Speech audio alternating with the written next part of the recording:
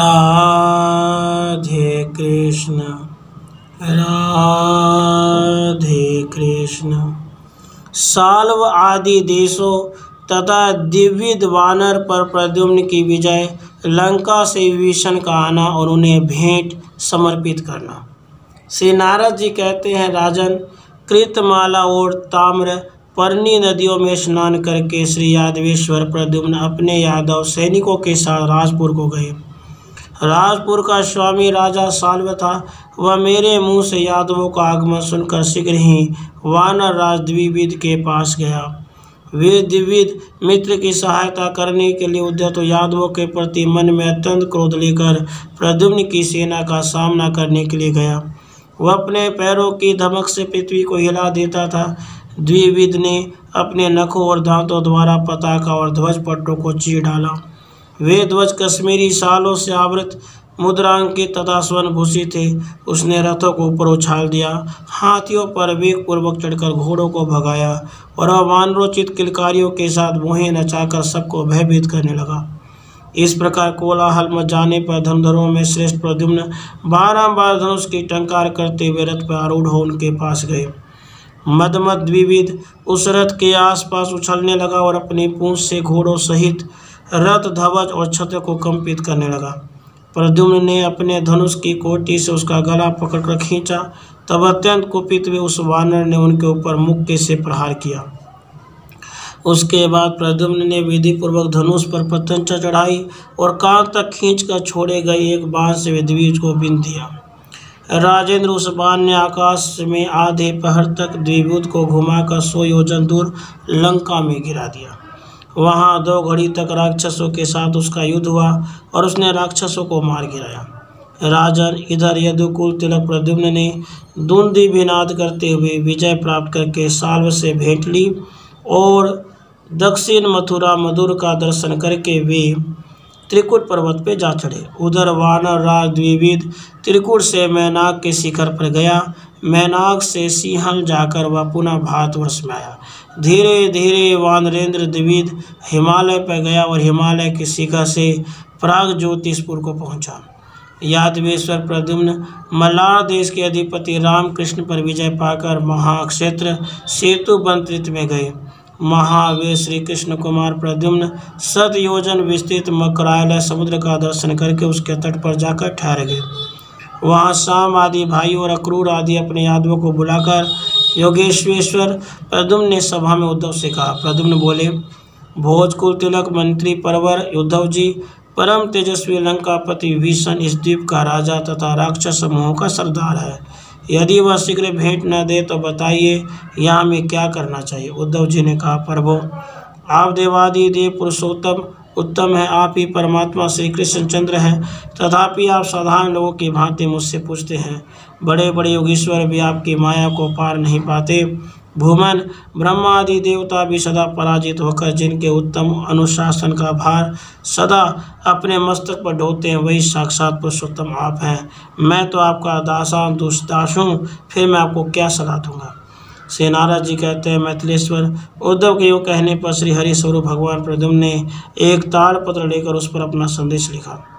राक्षस राज, तुम भोजराज उग्रसेन के लिए भेंट दो। यदि बलहीमानवश तुम मेरी बात नहीं सुनोगे तो मैं धनुष से छोड़े गए बाणों द्वारा समुद्र पर सेतु बांधकर सैन्य समूह के साथ लंका पर चढ़ाई करूंगा। यह लिखकर प्रचंड पराक्रमी प्रद्युम्न ने कोदंड हाथ में लिया और अपने पत्र को बाण में लगाकर उस बाण को कान तक खींचा और छोड़ दिया।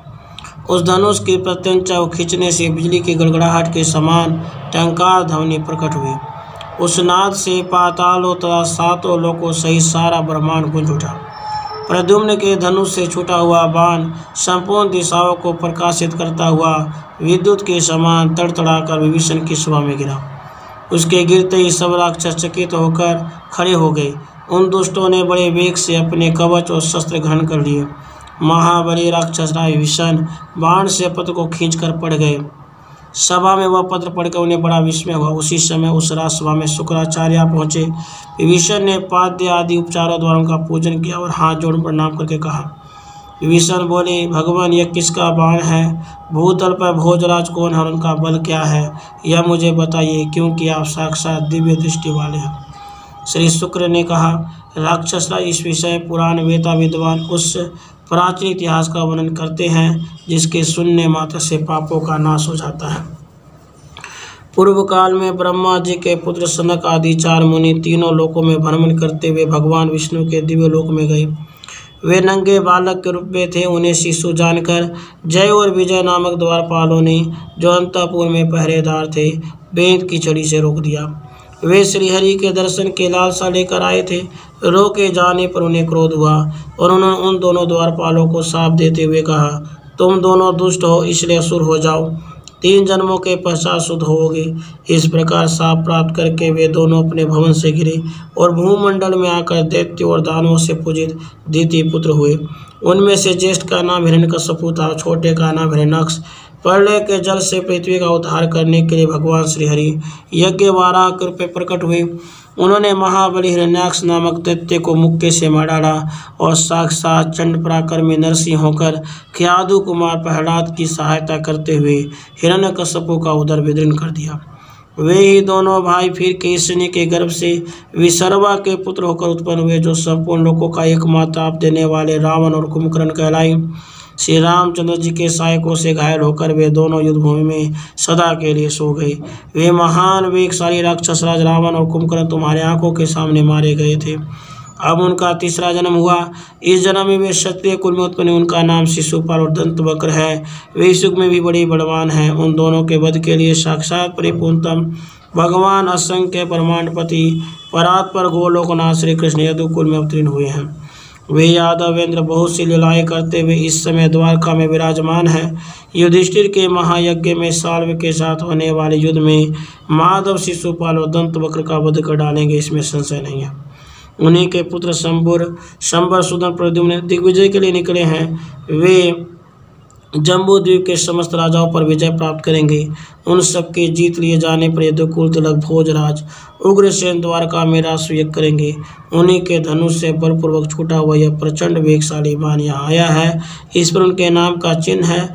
यह विद्युत की गड़गड़ाहट से भी अधिक आवाज करने वाला है। राक्षसराज, यह बाण समस्त दिग्मंडल को उद्भासित करता हुआ यहाँ तक आ पहुँचा है।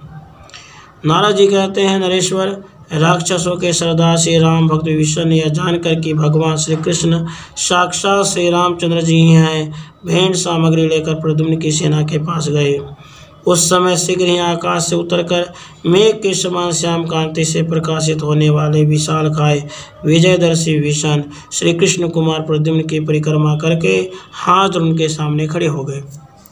विभीषण बोले, प्रभु, आप साक्षात भगवान वासुदेव तथा सबके सृष्टा हैं, आपको नमस्कार है। आप ही संकर्षण, प्रद्युम्न और अनिरुद्ध है, आपको प्रणाम है। मत्स्य, कूर्म और वराह अवतार धारण करने वाले आप परमेश्वर को बारंबार नमस्कार है। श्री रामचंद्र जी को नमस्कार है। भृगुकुल भूषण परशुराम जी को बारंबार नमस्कार है। आप भगवान वामन को नमस्कार है। आप ही साक्षात नरसिंह हैं, आपको बारंबार नमस्कार है। आप शुद्ध बुद्ध देव को नमस्कार है। सबको पीड़ा हर लेने वाले कलिक रूप आप भगवान को मेरा नमस्कार है। श्री नारद जी कहते हैं, राजन यूँ कहकर दूसरे को मान देने वाले विभीषण ने श्रीहरि के पुत्र प्रद्युम्न का बड़े भक्ति भाव से 16 उपचारों द्वारा पूजन किया। उस समय उनकी वाणी गदगद हो रही थी। फिर परम संतुष्ट हुए प्रद्युम्न ने उनको वैराग्यपूर्ण ज्ञान, शांतिदायिनी भक्ति तथा प्रेम लक्षणा पुनरावृत्ति प्रदान की। साथ ही ब्रह्मा जी की दिव्य परम दिव्य पद्मराग निर्मित मस्तक मणि तथा पुलस्तो पुत्र कुबेर द्वारा पूर्व काल में दिव्य रत्नों की दीप्तिमती माला प्रदान की। फिर चंद्रमा के दिव्य चंद्रकांत मणि तथा उत्तम पीताम्बर परम प्रद्युम्न ने उन्हें अर्पित किए। उसके बाद महाबली राक्षसराज विभीषण प्रद्युम्न को प्रणाम करके उन्हें भेंट देकर अपने पार्षद गणों के साथ लंकापुरी को लौट गए। इस प्रकार श्री कृष्ण संहिता में विश्वजित खंड के अंतर्गत नारद बहल संवाद में साल्व, मल्लार तथा लंका पर विजय नामक 13वां अध्याय पूरा हुआ। राधे कृष्ण, राधे कृष्ण।